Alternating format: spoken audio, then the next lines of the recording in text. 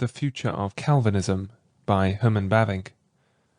The year 1892 was a year of great importance for the Reformed churches of the Netherlands. Two influential groups of churches, both originating in a secession from the established church, the one in 1834, the other in 1886, were, after long negotiations, brought together, and in June of that year held their first General Synod of the Reformed churches in the Netherlands. For various reasons, this event has excited considerable interest. It was something unforeseen and unexpected. Both groups, to be sure, were one in their confession and form of government, and both shared the conviction that a Reformed Christian was in duty bound to his Bible and his confession to break with the established church. Still, concerning the method of reformation, i.e. the manner in which this breach ought to be brought about, there existed an appreciable difference of opinion. This difference in method gave rise to the different attitudes which the two sides assumed in relation to the property of the established church and the civil authorities. The Christian Reformed Church, originating in the secession of 1834, had gradually come to consider itself as an entirely new church, and as having broken off all connection with both the governing bodies and the individual members of the establishment. Consequently, it raised no claim in the civil courts to retain or recover the property of the established church, and presented itself to the civil authorities as a new and different organization. On the other hand, the so-called Netherland Reformed churches, born from the movement of 1886, were averse to the idea of separation, and, while favouring that of reformation, considered themselves as the old original churches which had merely renounced obedience to the illegal synodical government imposed by the civil powers in 1816, and had returned to the old form of government approved at Dort in 1619, and since then never lawfully set aside. They objected to being regarded as a new organization, side by side with the established church, and claimed to be the identical churches that in the 16th century had adopted the Reformation, and that now, for equally valid, if not more valid reasons, repudiated the control of the synodical body. In conformity with this position, they brought action in the civil courts to uphold their claim and title to all church property, and, in view of the refusal of the authorities to concede this claim, designated themselves as dolerende, i.e. as making complaint of the injustice done them by the civil power. These differences, though not in any direct way connected with the confession, were nevertheless of a serious nature. Owing to them, the negotiations with a view to union with their separated brethren, which the churches of 1886 had immediately opened, led to no result, except that on both sides misunderstandings and exaggerations in reference to the position of the other party began to increase.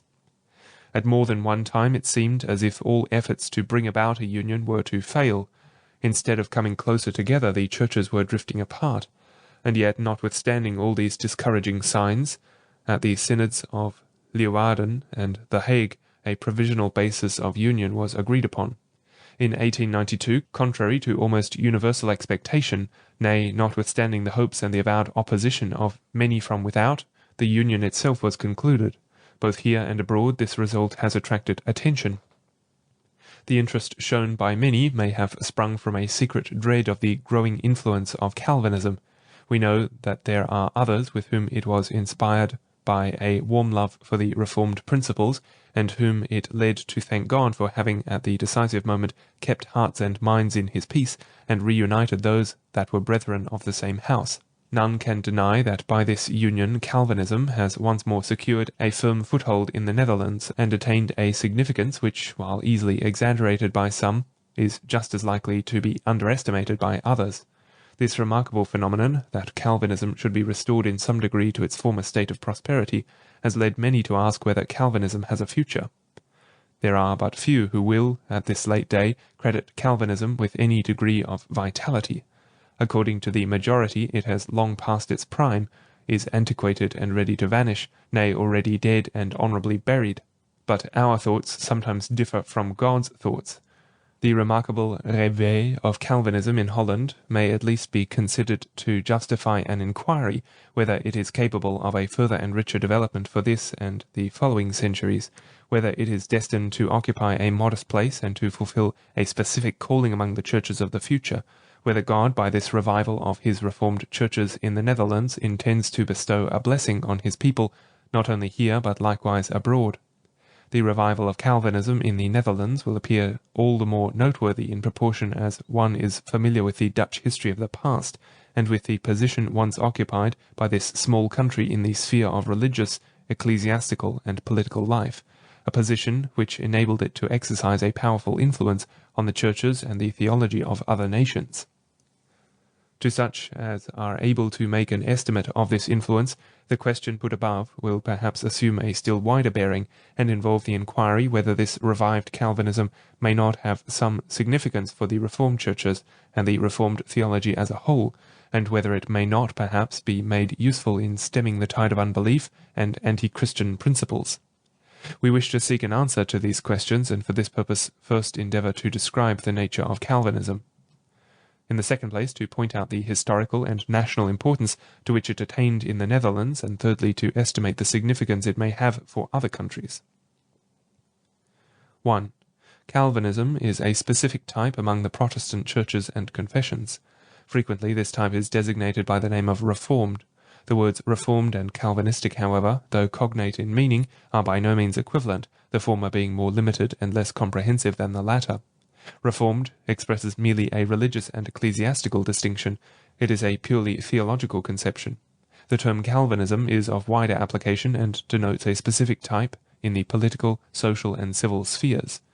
It stands for that characteristic view of life and the world as a whole which was born from the powerful mind of the French Reformer. Calvinist is the name of a Reformed Christian insofar as he reveals a specific character and a distinct physiognomy, not merely in his church and theology, but also in social and political life, in science and art. The root principle of this Calvinism is the confession of God's absolute sovereignty. Not one special attribute of God, for instance, his love or justice, his holiness or equity, but God himself as such in the unity of all his attributes and the perfection of his entire being is the point of departure for the thinking and acting of the Calvinist. From this root principle, everything that is specifically reformed may be derived and explained. It was this that led to the sharp distinction between what is God's and the creature's, to belief in the sole authority of the Holy Scriptures, in the all-sufficiency of Christ and his work, in the omnipotence of the work of grace. Hence also the sharp distinction between the divine and human in the person and the two natures of Christ, between the external and internal call, between the sign and the matter signified in the sacrament. From this source likewise sprang the doctrine of the absolute dependence of the creature, as it is expressed in the Calvinistic confessions in regard to providence, foreordination, election, the inability of man. By this principle also the Calvinist was led to the use of that thoroughgoing, consistent theological method which distinguishes him from Romanist and other Protestant theologians, not only in the whole range of his theology, but also alongside of this, in every sphere of life and science. His effort aims at the recognition and maintenance of God as God over against all creatures. In the work of creation and regeneration, in sin and grace, in Adam and Christ, in the Church and the sacraments, it is in each case God who reveals and upholds his sovereignty, and leads it to triumph notwithstanding all disregard and resistance. There is something heroic and grand and imposing in this Calvinistic conception. Viewed in its light, the whole course of history becomes a gigantic contest in which God carries through his sovereignty and makes it, like a mountain stream, overcome all resistance in the end, bringing the creature to a willing or unwilling, but in either case unqualified, recognition of his divine glory. From God all things are, and accordingly they all return to him. He is God and remains God now and forever. Jehovah, the being, the one that was and is to come. For this reason the Calvinist in all things recurs upon God, and does not rest satisfied before he has traced back everything to the sovereign good pleasure of God as its ultimate and deepest cause. He never loses himself in the appearance of things, but penetrates to their realities.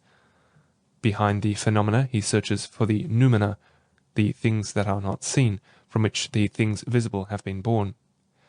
He does not take his stand in the midst of history, but out of time ascends into the heights of eternity. History is naught but the gradual unfolding of what to God is an eternal present. For his heart, his thinking, his life, the Calvinist cannot find rest in these terrestrial things, the sphere of what is becoming, changing, forever passing by. From the process of salvation he therefore recurs upon the decree of salvation, from history to the idea. He does not remain in the outer court of the temple, but seeks to enter into the innermost sanctuary. He views everything sub specie aeternitatis. If religion be, according to the old definition, that virtus per quam homines Deo debitum cultum et reverentiam exhibent, and if theology, as the word indicates, be a knowledge of God and of all other things as put in relation with and subordination to God, then surely with the Calvinist religion is most religious and theology most theological. This Calvinistic principle, however, is too universal and accordingly too rich and fruitful to allow its influence to be confined to the production of a specific type in the sphere of religion and theology. It produces a specific view of the world and life as a whole, so to speak, a philosophy all its own. The moral life also that grows upon the soil of Calvinism bears a distinct physiognomy. In the first place, the fact is noteworthy that, contrary to the expectations and predictions of all Pelagians, Calvinism has always promoted a vigorous moral life. History has shown that the confession of God's sovereignty and of the absolute dependence of the creature is not only not harmful, but greatly conducive to morality. The truth is that predestination includes also the predestination of means, and election always presupposes an end at which it aims. Election involves a destiny, a life work, a moral calling. Hence moral life among Calvinists has always been marked by activity and energy, by a restless striving to bring everything under the discipline of the law of God, and by so doing to make it subservient to his glory. It cannot be denied that owing to this, morality has sometimes assumed a character of legalism, of a certain exaggerated earnestness and severity, but even so Calvinism has cultivated a number of virtues that have proved of the greatest value for the family, for society and the state. The love of home, temperance, cleanliness, neatness, order, obedience, chastity, earnestness, industry, economy are virtues that at all times have flourished among Calvinistic Christians. And since Calvinism has been accustomed to have its greatest influence with the people, it has formed these into a class of solid and industrious citizens, which has at all times and everywhere proved the main support of church and state. In close connection with this, Calvinism has developed its own political system and political life. Undeniably, there is a republican and a democratic tendency in Calvinism. The Calvinist fears God alone and no man. Authority of one creature over another flows exclusively from the sovereign gift of God. No power is original with any man or inherent in the person himself. It inheres in the office alone. For intriguing, worship of the creature, and fear of man there is no place in Calvinism. Before God all are equal, kings and subjects, nay, even the poor, the weak and despised things are chosen by him for the highest ends, that no flesh should glory before him. To him obedience is due rather and more than to any man. Hence it is Calvinism that has fostered the civil and political liberty of which the Netherlands, England, and America can boast, in distinction from Spain, Austria, Italy, and even Lutheran Germany. Separation between church and state, freedom of religion, liberty of conscience, freedom in the home, and in social life, all these are fruits grown on the tree of Calvinism. In the same manner, the principles of Calvinism bear in themselves the germ of a specific type in science and art, though it must be admitted that this germ has not as yet been fully developed. The history of Calvinism has been too abruptly terminated. It has not as yet found the time and the opportunity to unfold itself in every direction and to draw the lines that logically follow from its principles. Still, the potentialities for development are there, whereas the Lutheran Reformation lacked this broad universality from the beginning. The anthropological or soteriological principle of the latter was too narrow for so rich a development and application, in consequence of which it was confined to the religious and theological sphere. Calvinism, on the other hand, has a world-encompassing tendency, being Catholic in the best sense of the word. The Calvinist is fully conscious of this far-reaching tendency, and borne on by this principle, he aims with calm and unswerving determination at the end which God himself pursues in every creature, the glorification of his name. 2. This Calvinism found entrance into the Netherlands and has shaped the Dutch people as it has no other people on earth. Before the Reformation, in the latter half of the 14th century, there was already a religious revival here under the leadership of the well-known Gerardus Magnus. Gerd Groot died 1384. This revival, however, besides being of a positively Roman character, for the greater part died out in the 15th century. Among the next generation, the corruption of morals reached an appalling depth. At the beginning of the 16th century, especially, the monasteries were breeding places of iniquity. Complaints of the immorality, the licentiousness, the ignorance, the despotism and extortion of the clergy were as numerous and as serious here as in other countries. Only here and there something good survived the reaction. Among the clergy there were a few favourable exceptions to the general rule of badness. Humanism, represented by Gansfort and Agricola, did not assume a hostile attitude towards the Reformation as it did in Italy and elsewhere. In many a hungering and thirsting after Reformation had been awakened. If anywhere, then here it could be said that the soil had been prepared for Protestantism. The Reformation itself passed through three periods. The first is at present designated by historians that of the Sacramentists, or Evangelicals, and extends from 1518 to 1531. As early as the first months of the year 1518, the fame of Luther spread to this country. His 95 Theses were read everywhere. The report of his heroic deeds was received with enthusiasm. The number of his admirers and supporters increased daily. Naturally, these were called Lutherans, though, of course, they were not all Lutherans in the later and specific sense of the term, and inclined rather to Zwingli in their views on the supper. In fact, Zwingli himself had been strongly confirmed in his views by a letter from Cornelius Hunius, a jurist at The Hague, and led by him to his exposition of Est pro significant. This period of the Dutch Reformation is characterized by deep religiousness, sacred zeal, fiery courage, and particularly by the entire absence of the political element. According to the testimony of Erasmus in 1525, a large part of the population joined this movement. Soon, however, Church and State conspired to suppress the heresy. Edicts were issued and people burned at the stake. The evangelical preachers having fled and left the country, their followers were left to their fate, and deprived of leaders they decreased in number, and their enthusiasm cooled down. At this juncture, however, another party appears on the scene to take up the cause of Reformation. The Anabaptists opened the second period, covering the years from 1531 to 1560. Probably their influence had already begun in 1525, when the persecution was most fierce, but not until 1530 did they begin to be known as a separate, distinct party. In the year last mentioned, Jan Triepman returned to Amsterdam from Emden, where he had met Melchior Hoffmann. The Anabaptists soon gathered a large following. Their heroic faith compelled admiration. They did not flee from danger, but braved it. They were men from the people, simple and unostentatious. They supplied the guidance and direction that were wanting, and infused faith and new courage into those that had become fearful. Their doctrines, especially in regard to the sacraments, met with sympathy and assent. The overstrained feelings to which many had been wrought up by the persecution could not but favour the fanatical elements of the Anabaptistic movement. It was but natural that the former evangelicals in great numbers, nay, even as a rule, joined the Anabaptists. The original Reformation thus gradually disappeared, but against the Anabaptists also persecution began to rage. They were scattered, expelled, put to death, and moreover divided and consumed by internal dissensions. It was Menno Simons who at this stage gathered the defenceless Anabaptists round him, bridled their fanaticism, and made them seek their strength in quietness. If it had not been for another movement which at that time spread to our country, the Reformation among us would probably have perished at its birth and gradually dwindled away. Slowly, however, Calvinism was making its way into the Netherlands. It entered partly from the southern provinces, partly it was introduced by those numerous fugitives who had sought a refuge in London, Ostfriesland, Cleveland, and the Palatinate. This Calvinism imparted to our people the power not only to endure persecution, but also to save and confirm the Reformation for this country. It was distinguished from both the preceding movements in two respects. First, it exhibited a strong organizing power.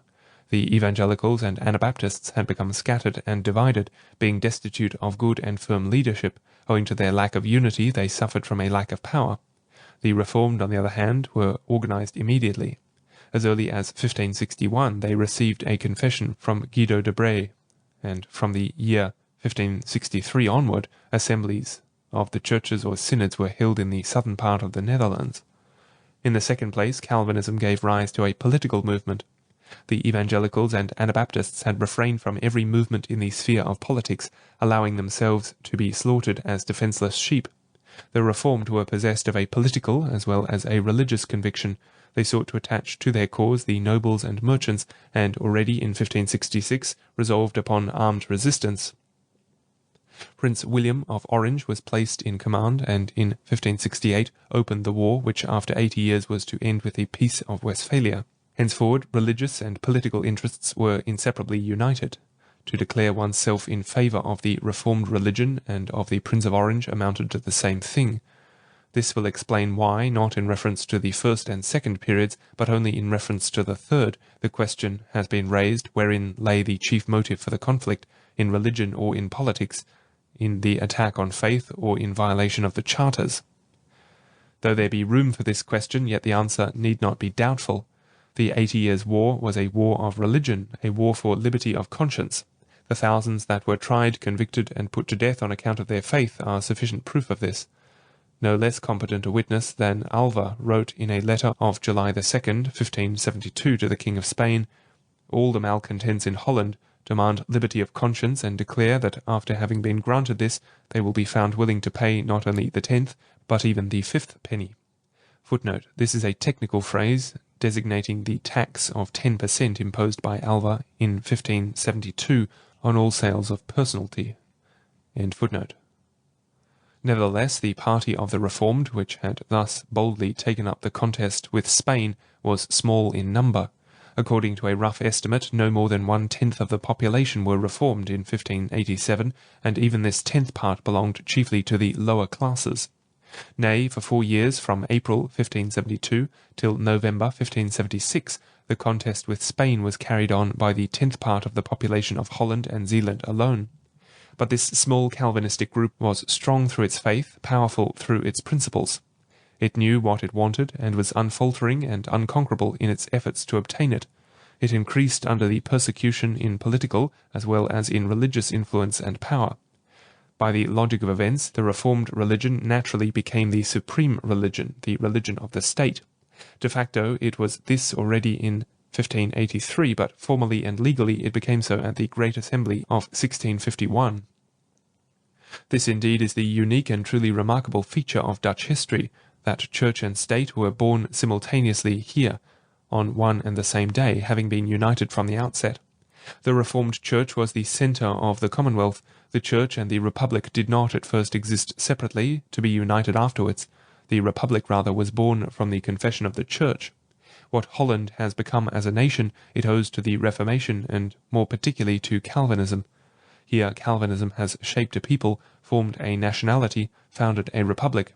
As a nation, Holland is a son, a foster child of the Reformation, and for this reason Calvinism, more than anywhere else, has entered into the innermost fibres of the stem of our nationality. It has been the principle of our life, the nerve of our strength, the foundation of our prosperity. The period during which the Church was at its prime was, owing to this close alliance, likewise the time of greatest prosperity for the Republic, and the decline of faith involved the downfall of the state. At about the middle of the 17th century, the Church and the Commonwealth had reached the height of their power. More had been obtained than the boldest faith dared expect at the beginning of the conflict. The struggle of the Reformed had saved the Reformation for Holland, nay, in a certain sense, for Europe. In 1574 Prince William had already written, "If this country is brought back under the tyranny of the Spaniards, the true religion will be extinguished everywhere." The religious war in our country had significance for the whole of Europe. In behalf of all Protestant Christendom, the contest was waged here in defence of liberty of conscience and religion against Spanish tyranny and Romish Inquisition. The Peace of Westphalia involved the recognition of the Reformation and its indisputable right of existence. Holland had won for itself a place of honour among the nations of Europe. The Church passed through its most beautiful days. Theology was cultivated by the foremost scholars. The universities, which drew to themselves the most eminent talents from at home and abroad, became famous and great centres of attraction. Arts and sciences flourished. It was the golden age of literature. Trade and industry developed, and in consequence wealth and luxury increased. The land of liberty offered a refuge to all that were in distress of spirit, to the persecuted Jews, to the English dissenters, and the French refugees. All this prosperity was due either directly or indirectly to the contest which Calvinism had so valiantly and perseveringly kept up for 80 years. Holland had first sought the kingdom of God and his righteousness, and all other things had been added unto it. In the same manner the Church and the Commonwealth went down together. The first symptoms of decay appear towards the end of the 17th century. Cartesianism and Coherentianism prepared the way for the subsequent rationalism. Indolence and luxury began to undermine the old Dutch self-respect and energy. In the 18th century, foreign influences likewise made themselves felt, in particular English deism and the French neology. In consequence of all this, the love for the House of Orange began to wane, the national character degenerated, and Calvinism withdrew into the more quiet circles of the common people. Among them, to be sure, it remained alive and was preserved in its original purity, in close alliance with the attachment to the princes of Orange and with a deep national sentiment. The lower classes of the people retained their originality. Foreign customs did not with them replace the old national habits. The French ideas found no acceptance. This part of the people remained what it had always been, attached to its faith, faithful to its traditions, fond of its history. It was, however, unavoidable that under these circumstances Calvinism should suffer from one-sidedness and degeneration, being almost entirely deprived of firm direction and guidance. The Church and the schools, the pious people and theology, became more and more alienated from each other. Those who loved the faith of the fathers could no longer find satisfaction in the preaching that now prevailed, and gathered in conventicles to seek edification for themselves. In the same proportion that they felt less at home in their own time, they lived back into the past, in the world of the old religious literature, in the speech and ideas of the fathers. The Reformed, who had once stood at the head of every movement and been the liberals and radicals of their time, now became conservative, reactionary, panegyrists of the old, and despisers of the new times. They had the reputation of bigots, fanatics, who sought the darkness and eschewed the light. This had the effect of making them still more obstinate and inflexible, and of rendering their isolation almost complete. Being thus shut off from all healthy activity and movement, they did not escape the danger of adopting various foreign and erroneous ideas of antinomian, labadistic, and pietistic origin. It was no longer the old high-minded radical Calvinism, but a Calvinism that had become rough, harsh, unpolished, without splendour or fire, cold and dry and dead. Yet notwithstanding all this, to the people the honour is due of having safely preserved the treasure of Calvinism, even in this less noble form, and of having transmitted it to our age and to the children of our generation. Having once, through a period of martyrdom and war, been identified with the very soul of the people, and as it were entered into their blood, Calvinism could no longer be eradicated by any foreign influence or power. God himself has protected it, and by so doing indicated that it still has a task to perform in the future. At the beginning of the present century, Calvinism left its hiding place. Again, the restoration of the country's independence, the elevation of the Prince of Orange to the rank of sovereign ruler, and the revival of Calvinism were simultaneous. The restoration, however, soon proved not to have been of the nature of an inward reformation, and consequently took up an attitude of hostility towards the Calvinistic people. At first, in a contemptuous and pitying manner, Calvinism was met with a shrug of the shoulders. It was no longer deemed worthy of serious discussion, or even of opposition, being considered a standpoint that had been thoroughly conquered, something destined for utter destruction. When gradually, with the greatest timidity, it ventured forward, these despisers covered it with derision. And when, notwithstanding all this, it grew in numbers and influence, imprisonment and the imposition of fines were resorted to in order to suppress and eradicate so hated a form of faith. The state strove to liberalize the nation by means of a neutral church, neutral schools, and neutral universities. The press tried to kill the Calvinistic party by systematically ignoring it and burying it in oblivion. In the basest manner, Bederik da Costa and Kroon van Prinsterer were abused, and the Reformed in general were treated as pariahs in their own country, in their own church, and among their own people. They had no access to office or position.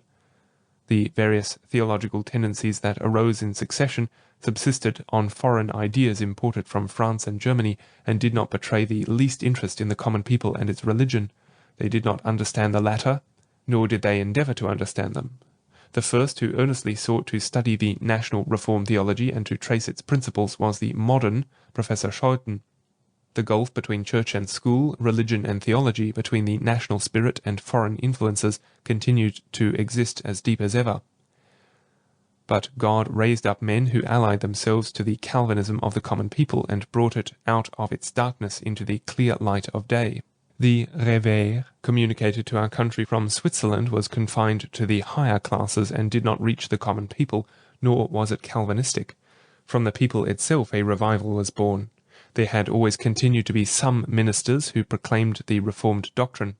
The secession of 1834 roused the confessional consciousness from its slumbers and led part of the Reformed people to form a separate, free organization outside of the established church. Within the established church itself, a Calvinistic movement arose under the leadership of Groen van Prinsterer. Though of noble rank, he, with his noble heart, understood the people and was not ashamed to enter into close contact with them or defend them. He succeeded in drawing them from their isolation and in rousing them to activity in the field of politics to wage war against the neutral state schools. Soon others stood ready to take his place as leaders in a movement which grew and is growing still to an ever-increasing importance in the sphere of the church and of theology. By the secession of 1886, once more a large group of believers withdrew from the organization of the established church. The union concluded in 1892 was the victory after a long battle, the crown received after a period of painful toil, a prophecy perhaps also of a better and more beautiful future. This revival of Calvinism, so surprisingly blessed in its beginnings, is of great importance for the Netherlands. Exaggeration can only harm. The Roman Church embraces still 2/5 of our population. The established church counts more than 2 million of souls. Other churches and sects together number 500,000 of members. After the Reformed churches shall have attained to local union, their numbers will not exceed 600, with a member of about 400,000. This is comparatively small, as it comprises but 1/11th part of the population. To be sure, there are still thousands in the established church that love the Reformed confession and hear the doctrines of this confession preached from their pulpits. It would be a great cause for rejoicing if they also could unite with their brethren on the basis of a free and purified church. It is to be expected that in the same proportion as they take a more decisive stand, they will feel less satisfied with the situation and will be led to consider the breach with the establishment, which for the present they deem sinful, a matter of necessity and duty. At any rate, the Reformed churches should never rest until the brethren belonging to the same house are all reunited in love and peace under one roof. But even if God should be pleased to grant this grace to his church in Holland, even then the free Reformed churches would probably count no more than 600,000 members, which is about 1/8th part of our whole population. This smallness in point of numbers, with its consequent deficiency of power, should protect us from overstrained expectations. The dread in which many profess to stand from the growing influence of Calvinism is not at all justified by these numbers. A Calvinistic state, a favoured church, an extension of the Reformed religion to the whole nation are out of the question. The situation has totally changed since the time when these things were possible. Church and state, religion and citizenship have been separated forever. Unbelief has permeated all classes and alienated a great part of the people from Christianity. To the alarming fact that unbelief is increasing on all hands, the Reformed do not close their eyes. They do not wish to repristinate and have no desire for the old conditions to return. They heartily accept the freedom of religion and conscience, the equality of all before the law. As children of their time, they do not scorn the good things which God in this age also has given them. Forgetting the things that are behind, they stretch forward to the things that are before. They strive to make progress, to escape from the deadly embrace of dead conservatism, and to take their place as before at the head of every movement. Even at the present day, many in Holland consider them too radical and suspect them of a secret alliance with socialism. On the other hand, however, no one should allow himself to despise the day of small things. There is a surprising strength in Calvinism. Those that conduct the movement may be few and weak, the principle itself is full of latent energy. So it was in the 16th century, and so, comparatively speaking, it is at the present time. In this relation, all, of course, depends on faith. The Calvinists are a party of faith. Together with their faith they stand and fall. But if God should grant to the Calvinists of our time to lay hold of their faith with the same enthusiasm and self-denial as did their fathers of old, then perhaps a happy future would be in store for them. The preservation of Calvinism in the heart of our people, notwithstanding all discredit and opposition, all the slight and persecution that have been heaped upon it, seems to indicate that God himself has something great in store for it, and intends to make it a blessing for his church in the Netherlands. It appears to me that, in the first place, the significance of this revival lies in this, that it preserves and protects the Christian religion and the Christian church in our country. Calvinism is the religion of the Dutch nation, and he that would take our Calvinism away from us would rob us of the Christian religion and prepare the way among us for unbelief and revolution. Other Christian creeds may have a small group of adherents. They do not sway the people, and in general eke out but a scanty subsistence. The theological tendencies that arose in the last century have all been transitory and have disappeared one after the other. Though not without use for their own time, they did not avail to stem the tide of unbelief and protect the nation against the revolutionary powers at work among it. Calvinism, on the other hand, keeps its ground, does not pass away, but stands firm and immovable, and while offering to the people a harmonious system, provides it with a stay it can rest upon. The Dutch people will either be Calvinistic or will cease to be a Christian nation. They are by far too absolute, too resolute, to put up in the long run with anything that is of a hybridical or mediating character. In other countries, where the national bent is less dogmatic and theological, this may be different. In Holland, such a case is hardly conceivable. Moreover, history proves that Calvinism is so closely interwoven with our national life that nothing else will ever be able to take its place. No other confession can ever dislodge the Calvinistic creed from the hearts of the people, which it has conquered under the stress of persecution and suffering. Its adoption by the people has been consecrated by blood and tears. It fills the most luminant pages of our history. It is the creative and formative power of our national character. The revival of Calvinism is equivalent to the preservation of the Christian religion itself, as it found entrance here during a most fearful struggle, and it alone can offer a guarantee for its own future existence. In the second place, Calvinism certainly has a future in Holland, for this reason also, that, in a less degree perhaps, but nevertheless from the same principle, it has always contended for the liberties of the people, and vindicates this claim even at the present time. Calvinism is both the origin and the safeguard of our religious, political, and civil freedom. When this freedom was assailed in the present century, Calvinism took up the battle in its defence, now no longer under tyrannical Spain, but against the absolutism and omnipotence of the state. Once more during our lifetime, the liberty of conscience, of religion, of the church, of the school, have been reconquered by never-flagging exertion in the face of the most persistent opposition. Official Holland has not shunned the use of a single means, however objectionable, in the council chamber, the press, the pulpit, or the professor's chair, to curtail this liberty and take it from us. Inch by inch we had to reconquer it in every sphere. At present so much has been gained that the equality of all confessions is being recognized more than it used to be, both in the making and in the execution of our laws. But the final goal has not been reached as yet. The fight has to be kept up against the state monopoly in the intermediate and higher education, against the favoured position of the established church and the like. It is to be expected that a still more serious struggle awaits the Calvinism of the future. We are living in a democratic age. There is a universal pressure and demand for extension of the power of the state. The middle parties are one after the other disappearing from the scene. Radicalism and socialism are growing in power. In all likelihood, Calvinism will have to take up the contest with radicalism and socialism in the near future, as once it did with the conservatism and liberalism of the past, and will have to contend for our religious, political, and civil liberties. Now already it is entitled to the honour of having organised an influential group of labouring people for the purpose of warning and protecting them against the fatal theories of unbelief and their social consequences. A third quality in Calvinism that gives promise for the future is its historic sense. In politics, Calvinists, with us, constitute the anti-revolutionary or Christian historic party. It is noteworthy that Bilderdijk, that bold opponent of revolutionary principles, used to hold lectures at Leiden on Dutch history, thus gathering round himself a circle of disciples who were to carry on after him the fight for the gospel and against the revolution. Among these, the foremost was Groen van Prinsterer. not only a Reformed Christian and a learned statesman, but likewise a historian of the first rank.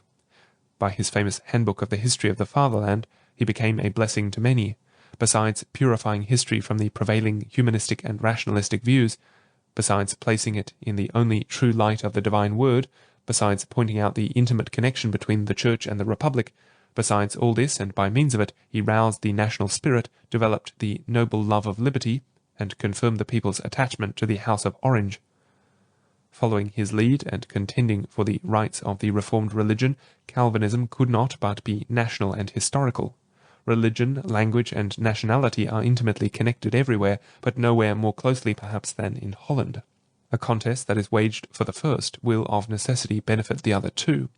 The efforts of a party, therefore, that has its deep roots in the past, that is built on the firm foundation of 3 centuries of history, bid fair, under the divine blessing, to yield a good harvest for the future. Nor are the signs entirely absent that point to a scientific calling for Calvinism in the future.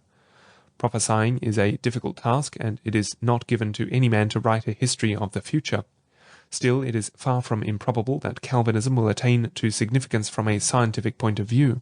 Both the possibility and the necessity for this are clearly existent. The Dutch character demands principles, insists upon a harmonious, consistent system, and is fond of reasoning and drawing conclusions. During the best time of the Republic, science, as well as arts and literature, had attained to a high development and was flourishing. The Calvinistic principle is sufficiently rich and powerful to admit of a special application in the field of science. In this connection, it must not be overlooked that the science of our present day has become a powerful weapon in the hands of those who oppose Christianity. A party which would live with its time and desires to take a decisive stand against the prevailing tendencies cannot keep aloof from the scientific battle of principles. It will not rest until over against the theories of unbelief it shall have placed the science of faith, and that not merely in regard to theology, but likewise in reference to all other branches of knowledge. It is from the side of science that Christianity is threatened with the greatest danger. Principles rule the world. Words lead to action. Unbelief issues in revolution. This world of science also cannot be conquered in any other way than by faith. The glory of God ought to find recognition in the sphere of science as everywhere else, and it is Calvinism, which here also stands as a champion of the divine sovereignty. 3. It is even more difficult to speak about the future of Calvinism in other countries and churches. One thing is sure, the tendencies prevailing at the present day in the Christian church are not favourable to Calvinism. In some regions there is still attachment to the Reformed confession, as in Wales, the Scotch Highlands, and in some Presbyterian churches of America. But everywhere else, in France, Switzerland, England, and America, we perceive in the church and in theology an effort, often unconscious, to modify the old Calvinism in accordance with the so-called demands of the times and of modern science. This fact may elicit our approval or disapproval. Its being a fact does not admit of denial, and we are required to face it frankly. This tendency, which at the present seems to be everywhere in the ascendant, is characterized by this, that it endeavours to represent and commend Christianity from its purely human and natural side, if not to divest it wholly of its supernatural character. The doctrine of evolution in its principle is being adopted by Christians and applied more or less consistently to Christianity. The Christian religion is not the only true religion, but the highest and purest among religions. Revelation is not something absolutely supernatural, but something that has passed through the heart of the best and noblest of mankind, and afterwards been deposited in the Bible. The Holy Scriptures are not the infallible Word of God, but contain the Word of God, and side by side with its divine element, the Bible has also its human and fallible elements. The highest revelation of God in Christ coincides with the purest revelation of the human. The incarnation of God is identical with, or rather is replaced by, the deification of man. Hence the religious and ethical sides of Christianity continue to be appreciated, whereas the metaphysical elements are rejected with scorn. Men exert themselves to divest Christianity of all these accidental and accessory things, and after having confined its essence to what is ethical and religious, to represent the rest as worthless and insignificant for faith and practical life. In doing this, they are consciously or unconsciously influenced by the Tagesphilosophie of the spirit of our times. Agnosticism teaches that the supernatural is unknowable. Physical science confronts us on every side with inflexible laws. History finds no place for miracles. Historical criticism undermines the Bible. Christianity can be vindicated and maintained against all these results of modern science on the condition only that it shall permit itself to be cut loose from its metaphysical background and shall be satisfied with being pure religion. All dogmas must submit to a modification. The doctrine of Scripture, of the Trinity, of election, the divinity of Christ, his satisfaction, the Church, eschatology. They all are to be thrown into the crucible in order that the impure dross may be purged away and the pure religious and ethical elements retained. In England at the present day this process is in full course of development. The whole of theology is to be transformed into a religious, ethical, Christological direction. This is the reason why everywhere a demand is heard for a new dogma, for a different and better form of Christianity, for a practical, ethical, undogmatic, social, modern Christianity. The centre of gravity has been shifted from doctrine to life, from the object to the subject. Not faith but love is the essential thing. Love is the summum bonum, the greatest thing in the world. The Christian religion must prove its worth, its truth, its right of existence by healing the wounds of humanity, by the improvement of society, and by the conversion of the heathen. Formerly men used to be considered souls that were to be saved. Now they are considered bodies that stand in need of help. Christianity is to be socialized in order that socialism may become Christianized. Theology and church must lay aside their dogmatic, aristocratic, hierarchical character and expound the social side of Christianity. The church is to make place for the kingdom of God. To work for this kingdom is the fashion of the day.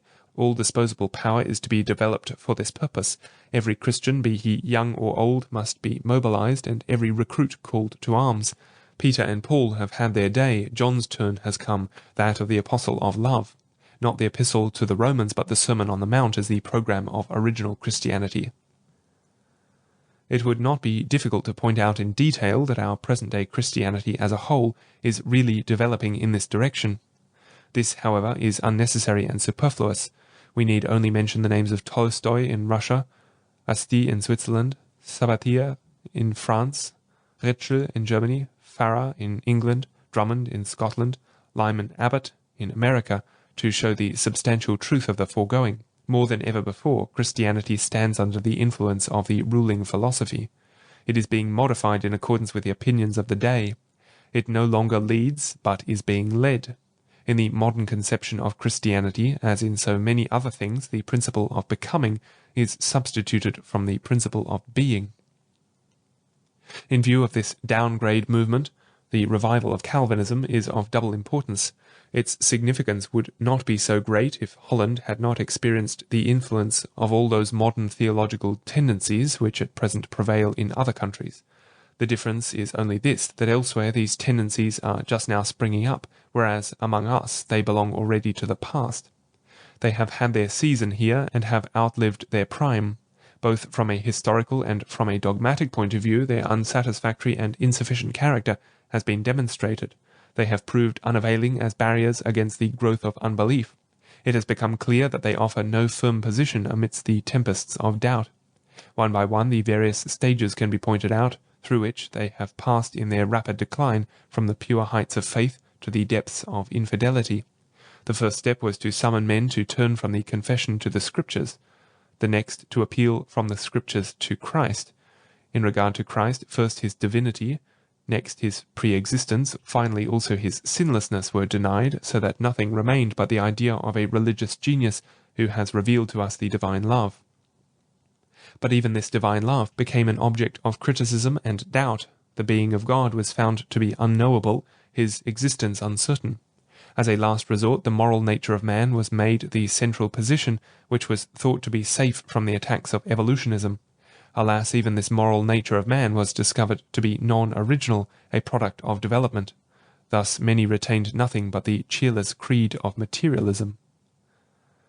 Apart from the fact, however, that this downgrade movement offers no secure position against the advance of agnostic science, and is compelled to make one concession after another to evolutionism, it is just as little satisfactory from a religious point of view. There is an immense difference between the conception of Christianity of former ages and that of the present time. Formerly, Christianity was preeminently religion, now it is chiefly morality. There was a time when the gospel was considered a means of saving men, of giving them comfort in life and death. At present, it is no more than an instrument used to equip man for his task on earth. Once heaven was represented as the final goal, now it is earth. In past time, religion was an independent factor, whereas now it is merely taken into account for its usefulness in the moral conflict. Of old, religion was essentially mystical, a life in communion with God. Today it is mostly moral idealism, a life in the service of humanity. Then the question was, what has God done for man? At present people ask, what is man doing for God? In a word, formerly man existed for the sake of God. Of late, God is held to exist for the sake of man. As a reaction against the too jenseitig ideas of former days, there is no doubt much truth in this modern view. Nevertheless, in the long run and as a whole, it will prove unsatisfactory. As long as a strong sense of energy and activity prevails, it may partially satisfy. In such a state, man resembles the philosopher Fichte, who, in the consciousness of his strength, was contented with the ego and viewed the external world as merely so much material for the subject to operate upon in the performance of its duty, a Schranke, to be ever again conquered by human energy. But soon the reaction will follow. Instead of a restless becoming, a changeless being will begin to charm us. Instead of longing for endless labours and calling with Lessing and Fichte the bliss of heaven, Langeweile, we shall begin to thirst after that rest which remaineth for the people of God. Then we shall no longer hate the conception of being, but on the contrary, we shall be weary of the eternal process of becoming. And in the same manner as Fichte later on modified his philosophy, the present tendency that sways the Christian Church will have to be reversed because it no longer satisfies the human heart. It has taken the heart out of religion and degraded religion to a servant of morality, thus depriving it of its independent value. Religion is not merely a doing. Christian works, however good and necessary, cannot by themselves satisfy the human heart or give peace and rest to the conscience, any more than the good works of the Romish Church have sufficed to do this. Love cannot supplant faith. Martha will not be able to deprive Mary of the praise of her Lord. The righteous shall live by faith alone. The course which modern Christianity seems intent upon pursuing, and of which the outcome is hardly a matter of doubt, will probably in the end subserve the interests of Calvinism. Sooner or later our eyes will be opened to the fact that this modernizing of Christianity, while unsuccessful in winning the world, has only weakened the faith of believers. Every compromise between the Church and the world, between faith and unbelief, is to the advantage of our opponents. The battle will have to be fought on the line of principles. David can conquer Goliath in no other way than by facing him in the name of the Lord, the God of the hosts of Israel. As soon as this is recognized, the beauty of Calvinism also will once more be seen and appreciated. Calvinism gladly honors the good features of the Christian labor of our age. It by no means favors the idea of fleeing from the world, the Anabaptist principle of avoidance. It does not encourage idleness and somnolence. It is active. It points out to each man his moral calling and urges him to labor in this with all his might. On the other hand, it is no less averse to that worldly type of Christianity which would supplant the turmoil and clamour, the agitation and strain of our times within the pale of Christianity. Calvinism maintains the independent value of religion and does not suffer it to be swallowed up by morality. It has a vein of deep mysticism and it cultivates a devout godliness. It considers God alone as the highest good and the communion with him as supreme happiness. Calvinism sets the rest of being over against the restlessness of becoming and makes us feel the pulsation of eternity in every moment of time. Behind the vicissitudes and transitoriness of this life, it points to the unchangeableness of God's eternal counsel. Thus it offers a place of rest to the weary heart in which God has set eternity and protects man from all overexcitement. Those that believe shall not make haste. Calvinism is deeply convinced that the husband, as the father of the family, the wife as the mother of her children, the servant girl in the kitchen, and the labourer behind the plough are as truly servants of God as the missionary and minister and Sabbath school teacher, provided they fulfil their calling faithfully, honestly, with a heavenly mind, and for the Lord's sake.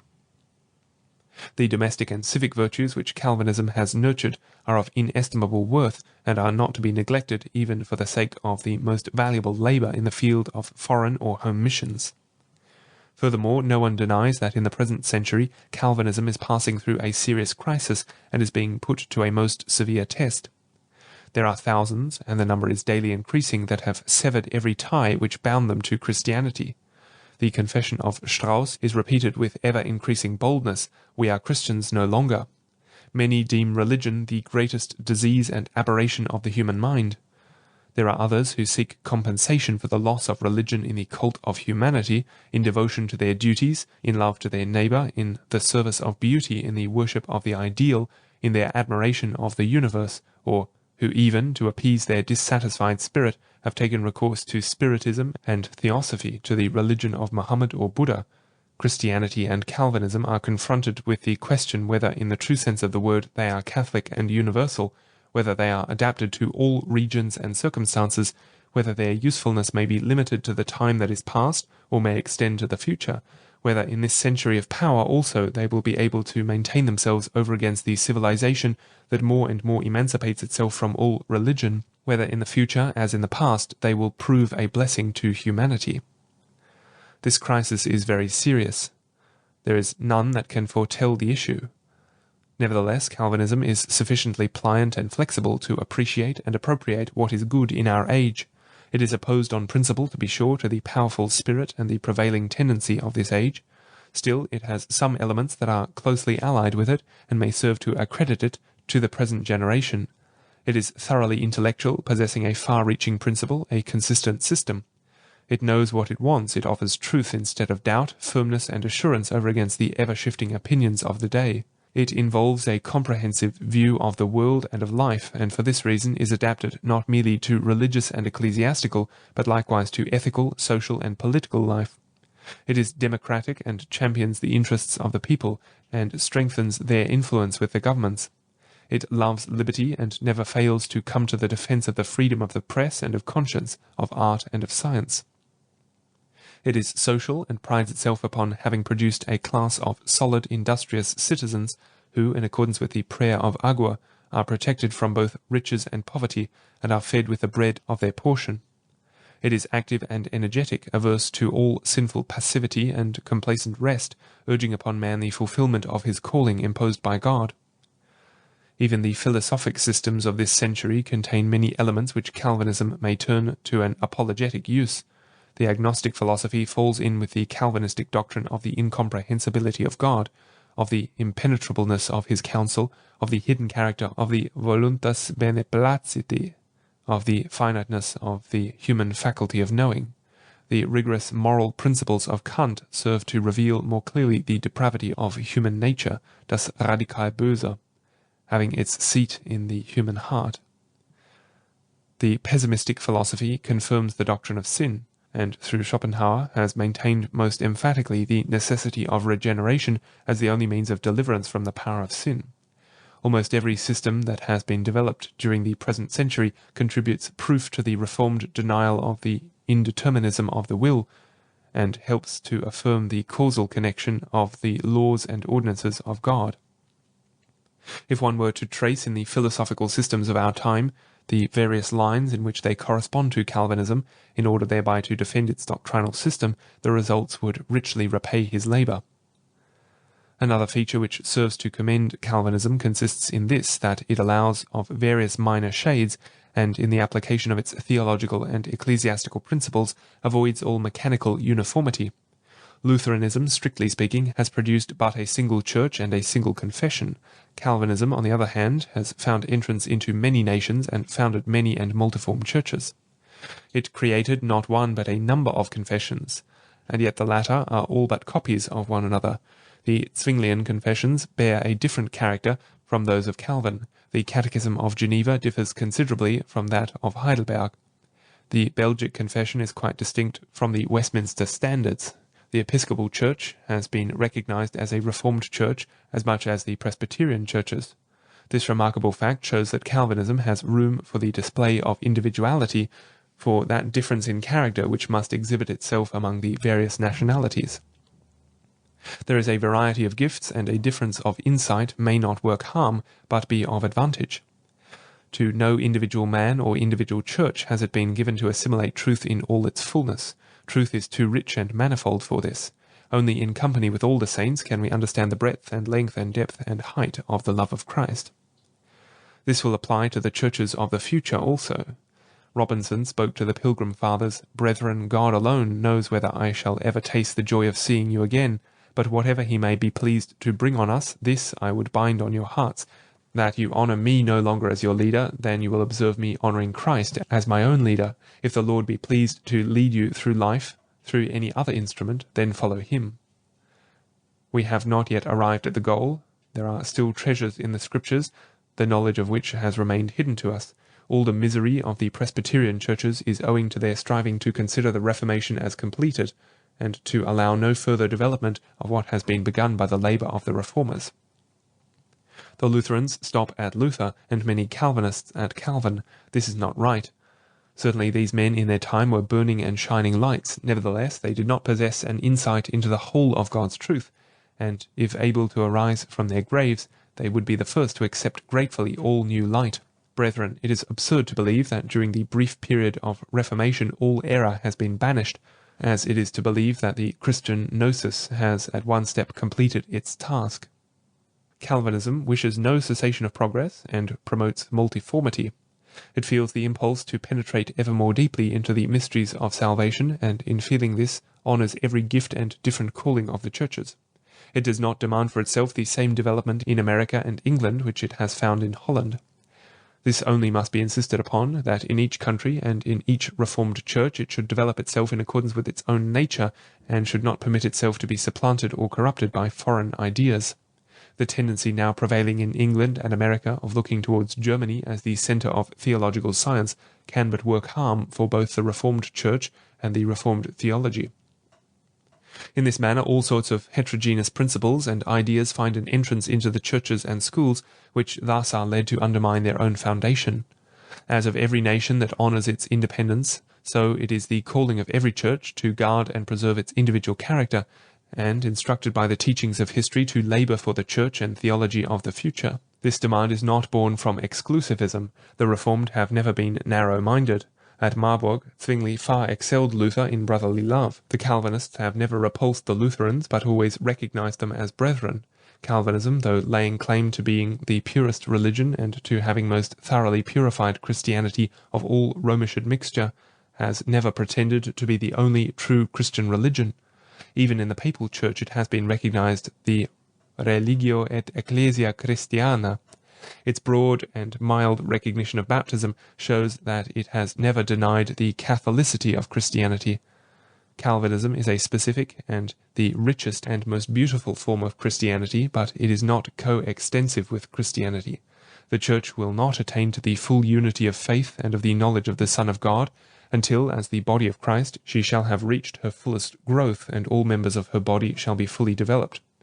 Until this time, every church, the Reformed Church included, has to guard what is committed unto it, that the truth may be transmitted pure and intact, and if possible, still further purified and reformed to the succeeding generations. Nobody can tell whether Dutch Calvinism is still destined to exert influence on the future of Calvinism in other countries. A Dutch writer, at any rate, will certainly be excused from expressing an opinion on this point. At the Synod of Dort, the Reformed churches of the Netherlands recognized the communion of saints, and in the struggle with Arminianism, inasmuch as it concerned the principles and foundations of Calvinism, refused to decide the issue without the assent of the whole of Reformed Christianity. Such a communion of saints still exists at the present day. Here and everywhere the struggle is one struggle for the sovereign grace of our God, for the authority of his word, for the honour of Christ. Perhaps the unexpected revival of Calvinism in the Netherlands will elsewhere strengthen the faith of the brethren, increase their confidence, fire their zeal, and encourage them to remain firm in their battle for the Lord. If you enjoyed this recording, please support our channel by subscribing, liking, and sharing our content. We would also be happy to receive any comments or feedback below.